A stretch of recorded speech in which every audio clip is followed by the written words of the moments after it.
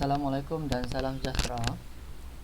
Bagi bab 8, bab terakhir dalam kimia KSSM tingkatan 4, bahan buatan dalam industri.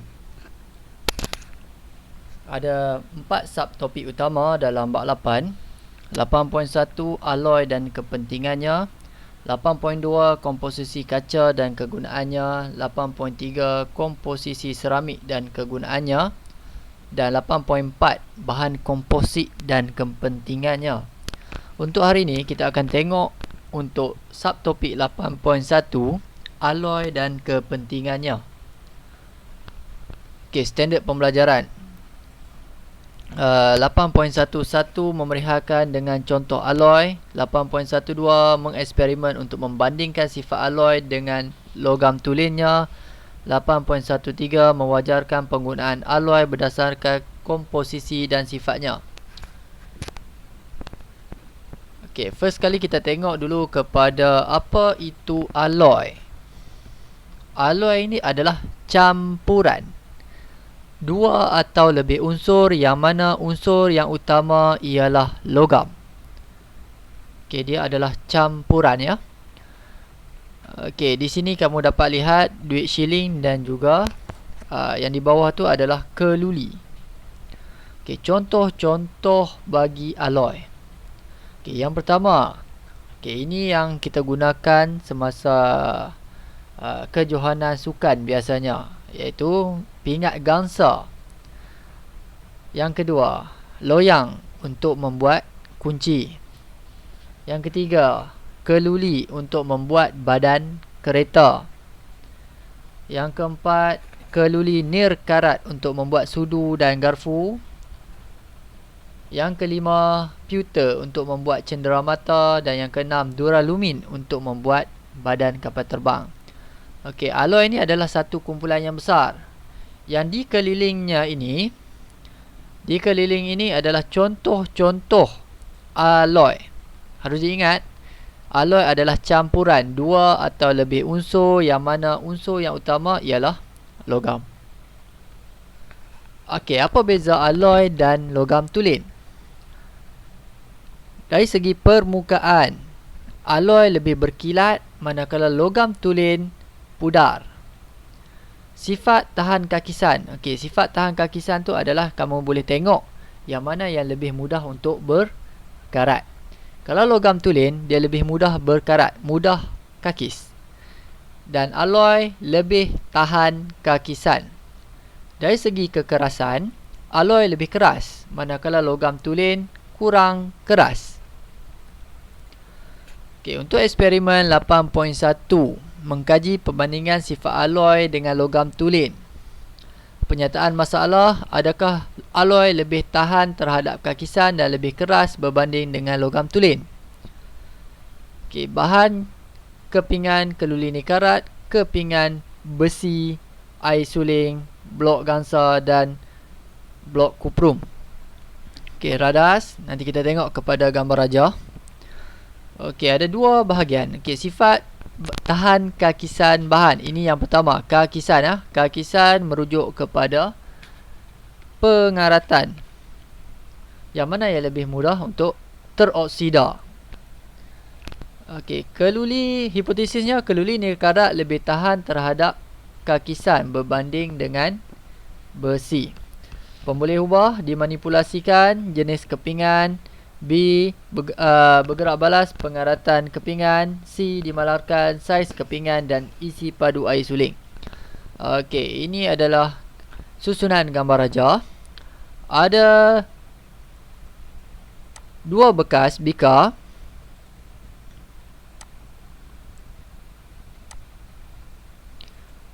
yang diisikan dengan air suling.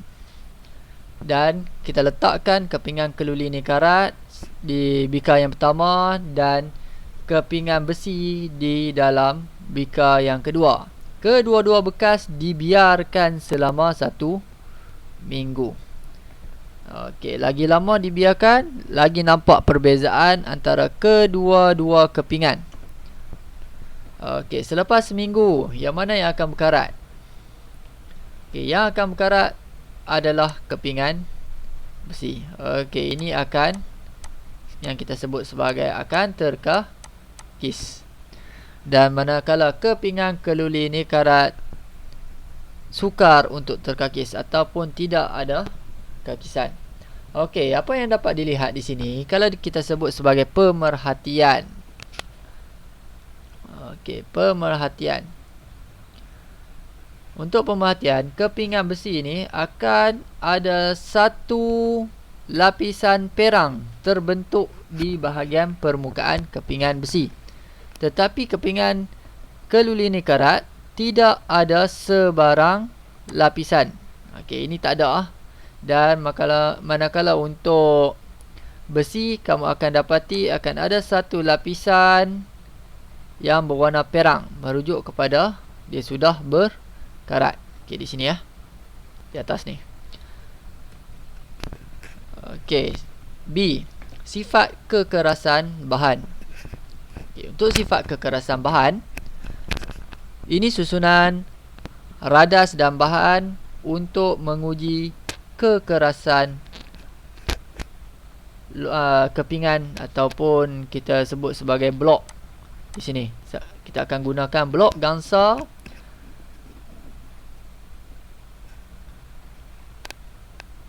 yang mana kamu akan lepaskan pemberat 1 kilo ke atas berbola keluli. Bila dilepaskan, kamu akan dapati di bahagian bawah ini akan berlaku lekukan. Okey, di akhir eksperimen sepatutnya kamu akan dapat lihat yang mana yang akan berlekuk lebih besar, iaitu saiz diameter dia. Kamu kena tengok. Okey, apa yang kita gunakan di sini? Okey, kamu tengok yang pertama, step yang pertama kita gunakan blok gangsa.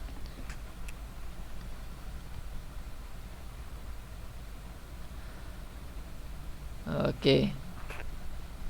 Dan kamu akan gantikan nanti. Kamu akan ulang dahulu sebanyak 3 kali pada permukaan yang berlainan pada blok gangsa. Okey, bila berlaku lekukan, saiz diameter ini yang kamu akan tengok. Okey. Ini diameter. Kita sebut sebagai diameter lekukan. Okey, kamu akan gunakan susunan radas yang sama dengan menggantikan gangsa dengan kuprum. Okey, saya ulang balik. Gangsa ni apa? Gangsa ni adalah alloy. Kuprum ini adalah logam tulen.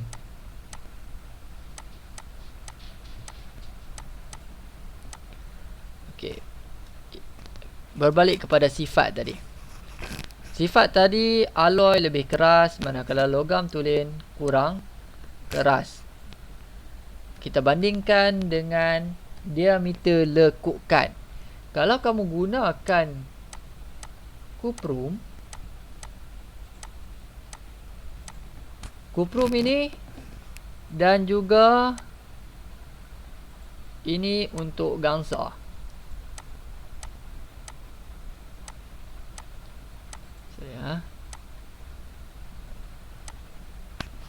Sepatutnya kuprum ini diameternya lebih besar berbanding dengan gangsa. Atas alasan apa? Atas alasan gangsa ini lebih keras berbanding dengan kuprum.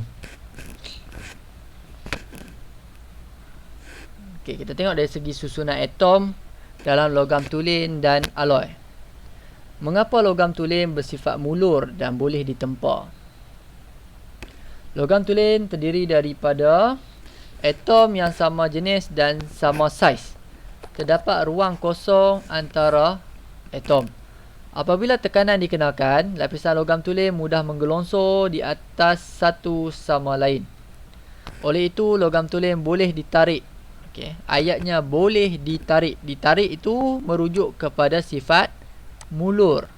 Dan boleh dibentuk. Dibentuk merujuk kepada perkataan tempa. Untuk alloy, mengapa alloy lebih kuat daripada logam tulen?